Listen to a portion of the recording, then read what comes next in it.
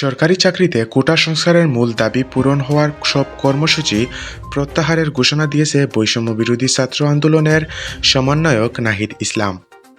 রোববার আরও 5 সমন্বয়কের উপস্থিতিতে দেওয়া ভিডিও বার্তায় এ ঘোষণা দেন তিনি। এ ঘোষণা আসার আগে থেকে এই 6 সমন্বয় ঢাকায় ডিবি কার্যালয়ে রয়েছেন। নিরাপত্তাজনিত কারণেই তারা সেখানে থাকছেন বলে পুলিশের তরফ থেকে বলা হয়েছে। লিখিত বক্তব্যে নাহিদ বলেন, আমাদের প্রধান দাবি ছিল কোটা যৌক্তিক সংস্কার, যা সরকার ইতিমধ্যে পূরণ করেছে। এখন শিক্ষার সুষ্ঠু পরিবেশ নিশ্চিত করার লক্ষ্যে দ্রুত শিক্ষা প্রতিষ্ঠান খুলে দেওয়ার জন্য সরকারের প্রতি জোর আহ্বান জানাচ্ছি। সার্বিক স্বার্থে এই মুহূর্ত থেকে আমরা কর্মসূচি প্রত্যাহার করছি।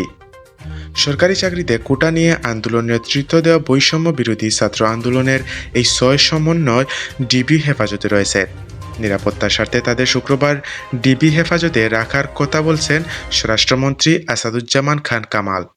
গত শুক্রবার দুপুরে ঢাকার একটি হাসপাতাল থেকে কোটা আন্দোলনের 3 সমন্বয়ক আবু বাকের মজুমদার, আসিফ মাহবুব ও নাহিদ ইসলামকে আইনশৃঙ্খলা বাহিনীর পরিচয়ে তুলে আনা হয়, কিন্তু তাদের বিষয়ে কয়েক ঘন্টা কোনো বক্তব্য দেওয়া হয়নি সরকারের পক্ষ থেকে।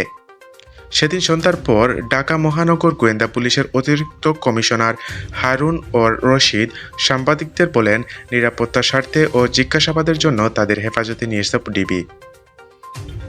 এর কিছুক্ষণ পর সংবাদ সম্মেলনে রাষ্ট্রমন্ত্রী আসাদুজ্জামান খান কামাল বলেন, আমরা জানা মতে তারা 3 সমন্বয়ক নিজেরাই তাদেরকে ইনসিকিউরড, অনিরাপদ মনে করছেন।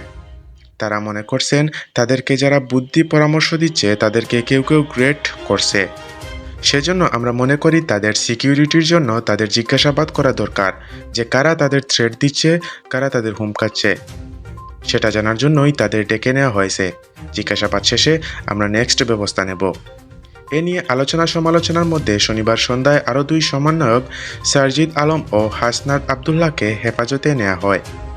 রোববার নেওয়া হয় নুসরাত তাবাসসুমকে। রোববার সন্ধ্যায় দেওয়া ভিডিও বার্তায় নাহিদ বলেন, কোটা সংস্কার আন্দোলনের উদ্ভূত পরিস্থিতিতে অনেকে অপ্রসূতভাবে আহত ও নিহত হয়েছে। তাছাড়া রাষ্ট্রীয় স্থাপনাসহ নানা সহিংস ঘটনা ঘটেছে। আমরা এ সকল অনাকাঙ্ক্ষিত ঘটনার তীব্র নিন্দা জানাই এবং সুষ্ঠু তদন্ত সাপেক্ষে দ্রুত বিচারের দাবি জানাচ্ছি।